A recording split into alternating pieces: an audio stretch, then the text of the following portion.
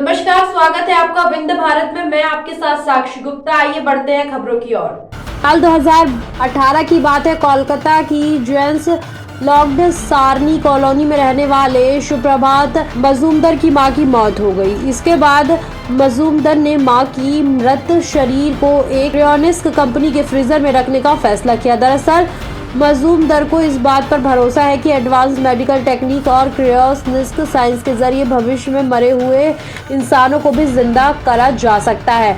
सुप्रभात मजूमदार ऐसा करने वाले अकेले शख्स नहीं है, बल्कि दुनिया भर में 600 से ज्यादा लोगों की डेड बॉडी को इसी तरह से फ्रीज करके रखा गया है। इस वक्त दुनिया भर के करीब 600 लोगों की डेड बॉडी को फ्रीज करके रखा गया है। इसमें से 300 से ज्यादा डेड बॉडी तो सिर्फ 2 देश अमेरिका और रूस में ही है। इन लोगों के पूरी तरह से मरने से पहले इनके दिमाग और शरीर को लैब में रखा गया है।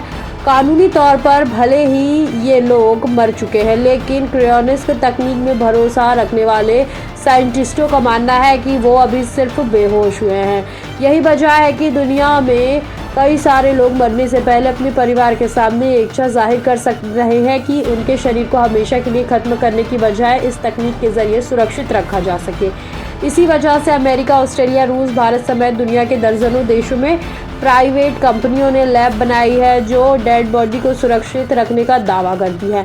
अमेरिकी साइंटिस्ट डॉक्टर रिचर्ड ने बताया कि जब इंसान को कोई तकनीक या साइंस जिंदा रखने में असफल हो जाती है, फिर मौत के बाद उसकी डेड बॉडी को फ्रीज की इस उम्मीद में रखा जाता है कि भविष्य में विज्ञान और मेडिकल साइंस के डेवलप होने के बाद उस इंसान को फिर से जिंदा करना संभव हो सकता है। मतलब साफ है कि इन लोगों को लगता है कि आने वाले समय में मेडिकल साइंस मौत के बाद इंसानों को जिंदा कर सकेगी।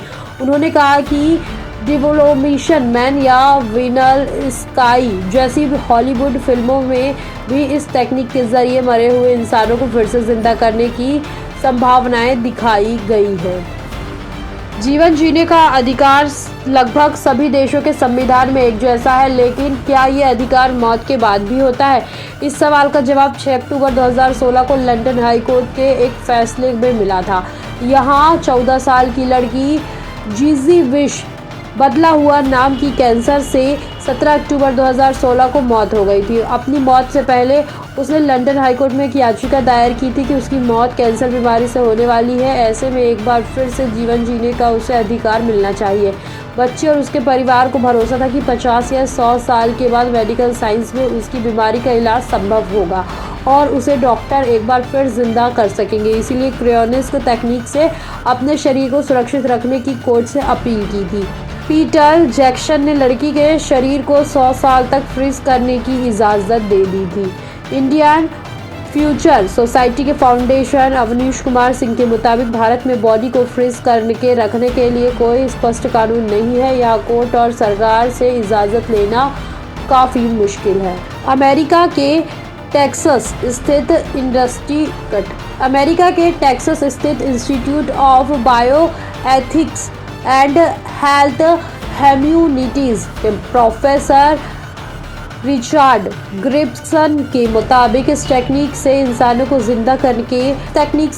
को जिंदा करने की बात पर दुनिया के वैज्ञानिक 2 खेमों में बंटे हुए हैं। कुछ लोग इसे संदेह से देखते हैं तो कुछ का मानना है कि 50 से 100 साल बाद ऐसा संभव होगा।